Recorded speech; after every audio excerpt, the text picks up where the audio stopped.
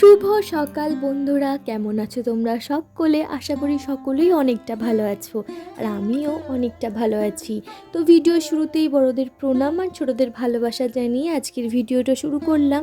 তো আজকে না অনেকটা সকাল সকাল ঘুম থেকে উঠেছিলাম বন্ধুরা, জানো তো। তাই বাইরের দিকে বেরোতেই দেখলাম কত সুন্দর প্রাকৃতিক দৃশ্য। মানে যেহেতু আমার গ্রামে বাড়ি, আমি যেহেতু গ্রামে থাকি, তো তার কারণে কিন্তু অনেকটা সকাল সকাল ঘুম থেকে উঠলেই এত সুন্দর দৃশ্য দেখা যায়। কত সুন্দর পাখির কিচিরমিচির, সূর্য ওঠার দৃশ্য, তো আরও অনেক কিছু। জানো তো বন্ধুরা, আমি ঘুম থেকে ওঠার আগেই কিন্তু আমার সোনামাটা প্রতিদিনই উঠে পড়ে তার দিদার সাথে। তো এখন আমি নিজে ফ্রেশ হয়ে গেছি, আর সোনামাকেও কিন্তু এখন ফ্রেশ করিয়ে দিলাম। এবার কিন্তু দেবো সোনামাকে খেতে।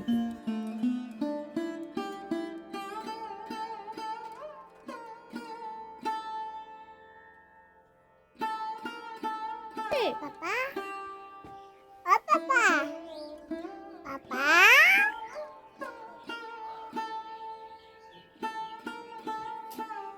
Papa, Papa, Papa, oh Papa, Papa, Papa.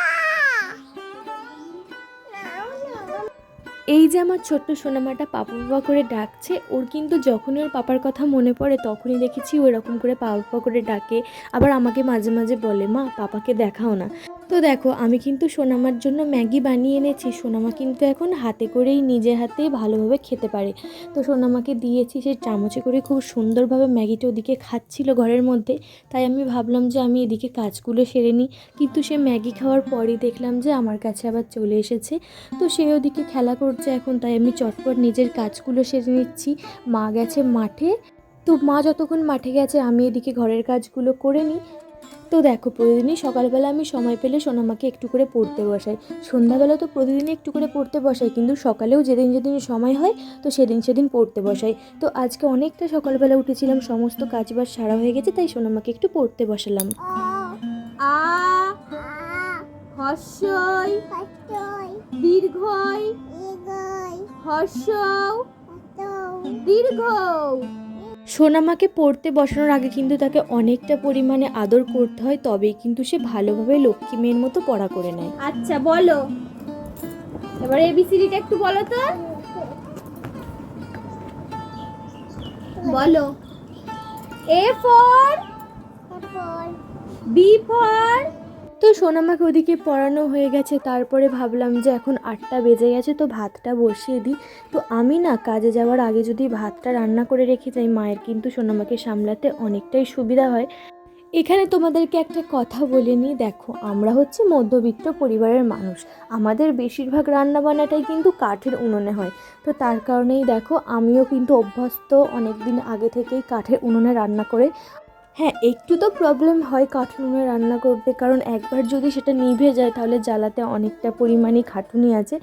আমি ওদিকে হাঁড়িটা বসিয়ে দিই আর চালগুলো এদিকে ধুয়ে দিলাম। তারপরে কিন্তু মনে পড়ে গেল ঘরে মুসুর ডাল আছে, তো সোনামার জন্য একটু ডাল সিদ্ধ করতে দিই। সোনামা কিন্তু এই মুসুর ডাল সিদ্ধটা খাবে।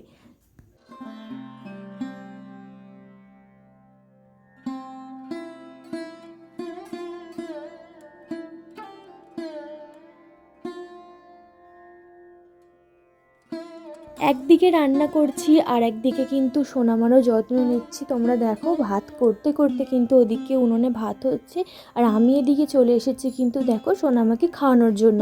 তো সকালে সোনামাকে ম্যাগি খাইয়েছি, এখন বাজে ওই 8:30 মতো। তো এখন কিন্তু সোনামাকে দেখো ছাতু খাইয়ে দিচ্ছি।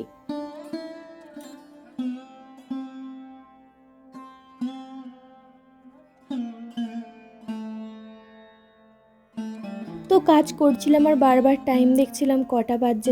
তো দেখলাম এবার কিন্তু সময় হয়ে এসেছে আমার কাজে বেরোনোর। তো তার কারণে ভাবলাম যে এই একটা মৌসম্বি লেবু ছিল, তো লেবুটাকে আমি ছাড়িয়ে কেটে রেখে যাই। তো মা যখন মাঠ থেকে আসবে সোনামাকে কিন্তু খাইয়ে দেবে। তো তারপরে ভাবলাম যে এই লেবুটা এমনি দিলে সোনামা যদি না খায়, তো এই লেবুটা অনেকটা পরিমাণে পাকা ছিল আর খুবই মিষ্টি ছিল। তো তার কারণে ভাবলাম লেবুটার জুস বানিয়ে দিই। তো দেখো, আমি কিন্তু জুস বানিয়ে রেখে দিয়েছি, মা এলে কিন্তু এটা সোনামাকে খাইয়ে দেবে। তারপরে জলের অনেকগুলো বোতল আর বালতি নিয়ে কিন্তু চলে গেছি কলে। প্রতিদিনই আমি কাজে বেরোনোর আগে অনেকটা পরিমাণে জল তুলে কিন্তু ঘরে রেখে যাই, খাওয়ার জল, রান্নার জল। কেন বলো তো, মা তো সোনামাকে সামলাবে, আবার রান্না বান্না সংসারের কাজ সব একা হাতে করতে পারবে না, অসুবিধা হবে। আবার আমাদের পাড়ার কলটা যেহেতু অনেকটা দূরে, তো তার কারণে আমি কিন্তু জলটা এনেই রেখে যাই। আর এসে দেখলাম ভাত হয়ে গেছে। ভাতটা যদি অনেকটা পরিমাণে গলে যায়, তো তার কারণে আমি তাড়াহুড়ো করে ভাতের ফ্যানটা গড়াতে যাচ্ছিলাম। তো দেখো কি হলো, তাড়াহুড়ো করতে করতে কিন্তু আমার হাতেই গরম ফ্যান পড়ে গেল। তো কি আর করা যাবে, তারপরে ছুটতে ছুটতে ছাদে উঠে গেলাম। তো বন্ধুরা, তোমরা কিন্তু দেখতে পাচ্ছ আমি রেডি হয়ে গেছি। রেডি হয়ে কিন্তু ছাদে উঠে পড়লাম। উঠে কিন্তু ছাদ থেকে মাকে ডাকছিলাম। তো মা গেছে মাঠে, আর আমাদের জমিটা না মাঠের অনেকটা দূরের দিকে। তো মাকে অনেক জোরে জোরে না ডাক দিলে মা কিন্তু শুনতে পাবে না। তো তার কারণে আমি অনেক জোরে জোরে ডাক দিচ্ছিলাম। আর তারপরে মা চলে এসেছিল। মায়ের কাছে সোনামাকে রেখে আমি বেরিয়ে পড়েছি কাজে। আজকে অনেক দেরি হয়ে গেছে, কি আর বলবো। তাড়াতাড়ি যাওয়ার চেষ্টা করছি, কিন্তু তাড়াতাড়ি কিভাবে যাব, মানে যতটুকু টাইম লাগে ততটুকুই লাগবে, পুরো 1 ঘন্টা। তো এই দেখো কাজ করে কিন্তু বেরিয়ে পড়েছি। ওই যে দোকানগুলো আছে ওদিকে আমি কাজ করি, আর এদিকে হচ্ছে আমার বাড়ি। তো এখন আমি ফিরছি বাড়ি। ঝড় উঠে গেছে এখন, এতটা পরিমাণে ঝোড়ো হাওয়া দিচ্ছে, মানে কি বলবো, ঠান্ডা লেগে যাচ্ছে, মানে এত জোর হাওয়া। তো বন্ধুরা, কাজের ছুটি হয়েছে 2টোর সময়। তো 2টোর সময় দেখো আমি এখন বাড়ি ফিরছি, আর অনেকটাই ঝোড়ো হাওয়া দিচ্ছে। মনে হচ্ছে এক্ষুনি ঝড় উঠে যাবে, বৃষ্টি এসে যাবে, আকাশও অনেকটা মেঘলা।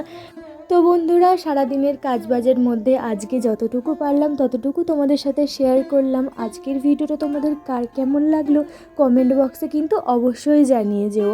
তো বন্ধুরা, আমার ভিডিও যদি তোমাদের ভালো লেগে থাকে তাহলে অবশ্যই চ্যানেলটাকে সাবস্ক্রাইব করে ভিডিওটায় লাইক করে একটি কমেন্ট করে আমার পাশে থেকো।